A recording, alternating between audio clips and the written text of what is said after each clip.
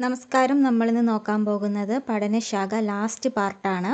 പർവ്വതങ്ങളെക്കുറിച്ചുള്ള പഠനം ഓറോളജി. പർവ്വതങ്ങളെക്കുറിച്ചുള്ള പഠനം ഓറോളജി എന്നറിയപ്പെടുന്നു. നിയമത്തെക്കുറിച്ചും നിയമനിർമ്മാണത്തെക്കുറിച്ചുമുള്ള പഠനം നോമോളജി. നിയമത്തെക്കുറിച്ചും നിയമനിർമ്മാണത്തെക്കുറിച്ചുമുള്ള പഠനം അറിയപ്പെടുന്നത് നോമോളജി. പല്ലികളെക്കുറിച്ചുള്ള പഠനം സറോളജി എന്നറിയപ്പെടുന്നു. പല്ലികളെക്കുറിച്ചുള്ള പഠനം സറോളജി. പേരിനെക്കുറിച്ചും പേര് നൽകുന്നതിനെക്കുറിച്ചുമുള്ള പഠനം ഓണോമസ്റ്റിക്. പേരിനെക്കുറിച്ചും പേര് നൽകുന്നതിനെക്കുറിച്ചുമുള്ള പഠനം അറിയപ്പെടുന്നത് ഓണോമസ്റ്റിക്.